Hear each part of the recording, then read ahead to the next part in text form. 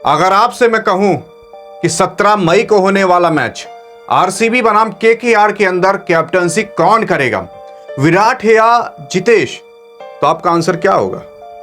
खैर, ये क्वेश्चन ही क्यों उठ रहा है? क्योंकि कहा जा रहा है कि आपके रजत पाटीदार जो आरसीबी के कप्तान हुआ करते थे, क्या पता वो अब कैप्टनसी छोड़ दें। कैप्टनसी की तो बात छोड़िए, ये कहा जा रहा है क्या पता वो आरसीबी से ही बाहर निकाल उठे, उनको बैठाया जाए कुछ समय के लिए। लेकिन अभी भी सवाल यही उठता है, क्यों? आखिर ऐसा रजत पाटीदार के साथ क्यों हो रहा है? और क्या आपके विराट कोहली को अब कैप्टनसी सौंपी जाएगी या जितेश शर्मा को कैप्टनसी सौंपी जाएगी? इन दोनों में से कौन बन सकता है आरसीबी का नया कप्तान? देखो, अभी ऐसा नहीं है कि 17 तारीख को जो आरसीबी का मैच आने वाला है कि उसी के ही अंदर रजत पाटीदार कैप्टनसी से हटेंगे। कुछ और मैचेस में भी हट सकते हैं, क्योंकि मैं आपको बता देना चाहता हूं, आरसीबी अभी जो सबसे टॉप पर चल रही थी, वही आरसीबी का अभी पूरा का पूरा मूड था कि 2025 के अंदर भाई आईपीएल की ट्रॉफी तो हम उठा कर लेकर जाएंगे। पॉइंट्स टेबल में सबसे नंबर 1, पॉइंट में सबसे नंबर 1, प्लेऑफ में पहले पहुंचने वाली सबसे पहली नंबर 1 टीम बनी। 16 पॉइंट पा चुकी है ऑफिशियली रूप से, तो अभी अनाउंसमेंट नहीं हुआ है कि कौन प्लेऑफ में पहुंचा है, लेकिन इसका कंफर्म में पहुंच चुकी है। ये रन रेट में भी आगे है, पॉइंट में भी आगे है, तो कंफर्म ही आपकी आरसीबी पहुंच जाएगी। लेकिन अब अगर कैप्टन साहब ही निकाल उठे तो क्या आरसीबी अब मैच जीत सकती है? पहले तो ये जान जाओ कि कैप्टन अब बनाया कौन जाएगा।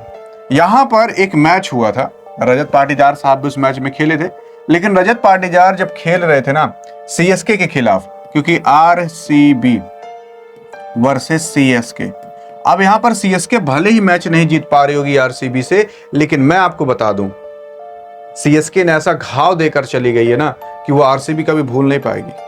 क्योंकि जब सीएसके के खिलाफ 3 मई को मैच हुआ था सीएसके बनाम आरसीबी, उसमें आरसीबी भले ही जीत गई हो, लेकिन मैं आपको यह भी बता दूं, आपके रजत पाटीदार साहब की उंगली में ऐसी चोट लग गई थी बैटिंग करते दौरान, उस मैच के दौरान, कि भाई वो घाव अभी तक भरा नहीं है। उनका वो उंगली का चोट अभी तक उभरते आया है, जिसकी वजह से वो बैटिंग नहीं कर सकते। इसी वजह से उनको बैटिंग क्या फील्डिंग में नहीं कर सकते, इसी वजह से उनको बाहर बैठाया जाएगा, और अगर वो बाहर बैठेंगे तो कैप्टनसी तो यार कर ही नहीं पाएंगे। जिसकी वजह से ये सवाल उठाए जा रहे हैं कि अब कैप्टन कौन, विराट या जितेश? इन दोनों पर ही सवाल है। यहां विराट को कैप्टनसी दी जाएगी कि नहीं, मैं आपको बता दूं, लगभग बहुत ज्यादा कंडीशन में, अगर आप रेयर कंडीशन मान लो तभी दी जाएगी, वरना तो इनको कैप्टनसी नहीं मिलेगी। ये एक ऐसा खिलाड़ी बन चुका है, कैप्टनसी की तो बात छोड़ो, ये बंदा सभी फॉर्मेट से रिटायरमेंट का सोच रहा है, और आप इसको कैप्टनसी दोगे, कोई सवाल ही नहीं पैदा होता। जिसकी वजह से आपकी विराट कोहली साहब से भी पूछा गया था कि विराट कोहली साहब, अगर आपको कैप्टनसी दी जाए आप करेंगे कि नहीं? जब आईपीएल की शुरुआत हो रही थी तभी पूछा गया था, तभी इन्होंने ही साफ मना कर दिया था और कहा था रजत पाटीदार को दे दो। तो रजत पाटीदार कैप्टनसी कर रहे थे, अगर इनको कैप्टनसी करनी होती तो ये शुरुआत से लेकर बैठे होते कैप्टनसी।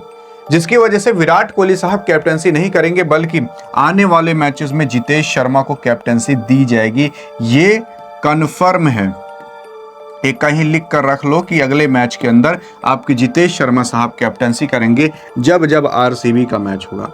और आरसीबी वर्सेस केकेआर का अगला ही मैच होने वाला है। जब से आईपीएल सस्पेंड हुआ, एक हफ्ते बाद से यह आईपीएल स्टार्ट होने वाला है। इंडिया पाकिस्तान की वॉर से कैंसिल हुआ था, लेकिन जब 17 तारीख से स्टार्ट होगा तो उसमें जितेश शर्मा कैप्टनसी करेंगे और रजत पाटीदार रहेंगे नहीं।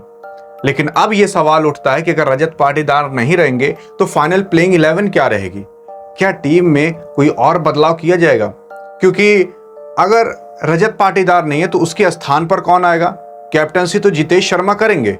उसी के साथ साथ आरसीबी के अंदर कई और बड़े बदलाव आ चुके हैं जो कि आप यकीन नहीं कर पाओगे। अगर ये सारी चीजें जानना है तो बगल में क्लिक करके देख सकते हो। मिलेंगे इस वीडियो में, तब तक के लिए जय हिंद और जय भारत।